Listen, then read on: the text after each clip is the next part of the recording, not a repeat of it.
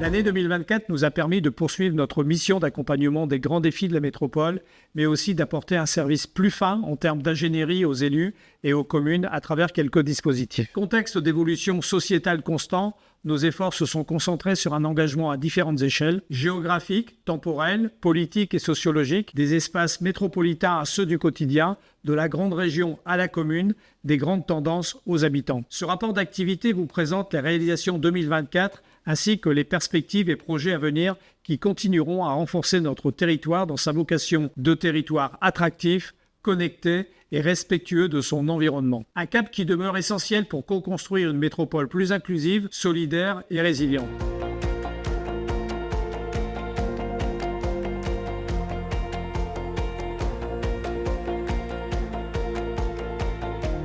Dans le cadre des missions d'observation à l'agence, la connaissance des dynamiques sociales est un axe fort d'observation sur la métropole, et notamment suite à la signature du contrat de ville et des solidarités qui a eu lieu en mai 2024. Et donc l'agence a une mission d'appui sur différents volets auprès de la métropole, et notamment sur la constitution de données socles sur ces quartiers, politiques de la ville, et en 2024, elle les a réactualisées selon la nouvelle géographie prioritaire. Elle a aussi développé des analyses thématiques, notamment sur le vécu dans ces quartiers politiques de la ville. Cette étude donne la parole aux habitants pour qu'ils s'expriment sur leurs pratiques du quotidien, leurs pratiques sociales, leur parcours résidentiel et leurs différentes problématiques, logement, mobilité, etc. Il y a eu une deuxième étude importante aussi sur les QPV qui était autour de la transition écologique et solidaire. C'était l'occasion de mettre en avant les vulnérabilités de ces quartiers face aux défis environnementaux. Et enfin, en 2024, ça a été aussi l'année de consolidation du protocole de coopération avec l'éducation nationale, l'occasion de travailler sur les leviers de réussite scolaire dans ces quartiers politiques de la ville. Mais l'observation à l'agence est bien plus vaste et 2024 en a été l'illustration, notamment avec le développement d'outils d'observation du foncier économique, des outils aussi sur les trajectoires économiques, sur le commerce, mais aussi sur l'observation territoriale avec les portraits de communes réactualisés chaque année, et en 2024 la réalisation d'un portrait de la métropole qui met en avant ses défis et ses singularités.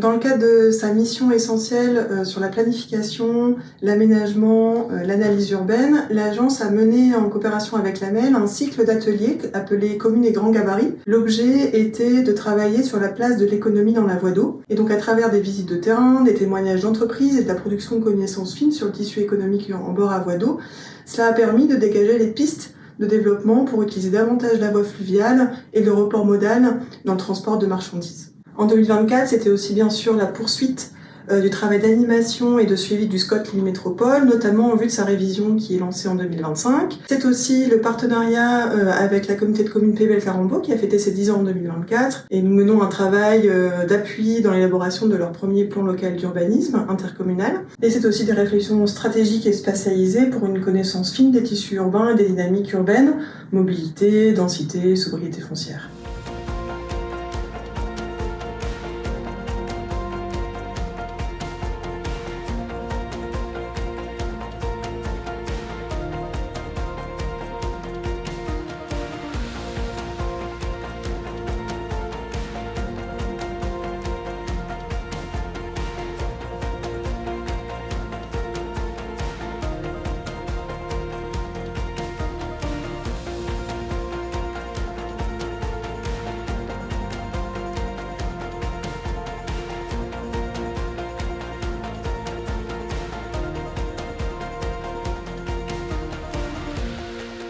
Donc, face aux enjeux du réchauffement climatique et aux enjeux d'adaptation du territoire, l'agence a investi en 2024 le champ de la nature, de la biodiversité et du paysage, notamment dans le cadre d'un soutien de l'État avec le Fonds vert. Elle a lancé une démarche sur la renaturation dans les communes.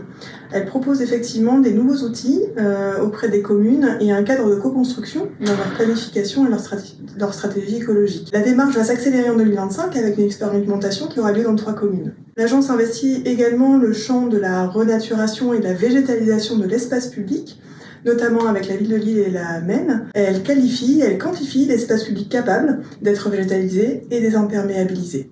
Travailler sur les transitions, c'est aussi s'interroger sur les évolutions de la population et les besoins en logement. Et les analyses précieuses que fournit l'agence sur ces sujets-là ont été mises en application en 2024 dans le cadre du territoire de projet Gardienne de l'eau, au sud de la métropole sur les champs captants. Des analyses précieuses pour les élus pour pouvoir se projeter et réinventer un récit du territoire. Travailler aussi sur les transitions, c'est s'intéresser à tout ce qui touche au quotidien des habitants, mais aussi aux profondes transformations que connaît notre société, notamment avec le numérique ou l'intelligence artificielle.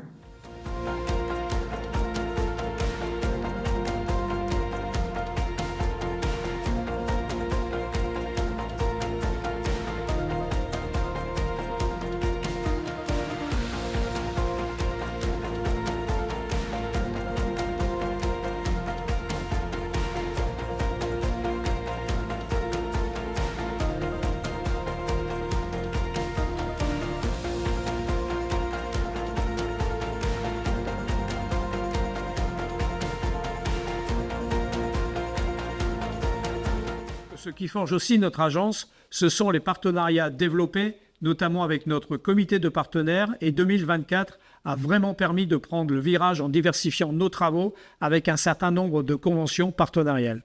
Donc l'agence s'appuie en effet sur un comité de partenaires de 27 membres qui reflète la diversité et la richesse du territoire et de ses acteurs. Et en 2024, on a signé des nouvelles conventions, et notamment avec les acteurs de l'énergie. Il y a aussi une convention de partenariat avec la ville de Lers dans le cadre des partenariats de proximité, et aussi des partenariats de recherche à l'échelle métropolitaine et à l'échelle européenne. 2024, ça a aussi été l'année d'un beau partenariat avec l'Université catholique de Lille, qui s'est rapprochée de l'agence pour appréhender les impacts et les contributions qu'elle a sur le territoire métropolitain. Vie étudiante, enseignement, recherche, aménagement urbain, culture, santé, social, c'est un travail à 360 degrés qui a été mené pour pouvoir quantifier et qualifier l'impact sur l'enracinement dans le territoire métropolitain, les ambitions que la Catho a aussi pour ce territoire et les impacts aussi que son développement sur le développement de la métropole de Lille. Les coopérations pour l'agence en 2024, c'était aussi continuer à s'impliquer dans les réseaux régionaux, avec le réseau Urba 8, le réseau des 8 agences d'urbanisme des Hauts-de-France, à l'échelle nationale aussi, avec le réseau de la Fédération nationale des agences d'urbanisme, la FNO, et aussi à l'échelle transfrontalière, dans sa coopération avec l'Eurométropole, par la production d'un portrait du territoire transfrontalier.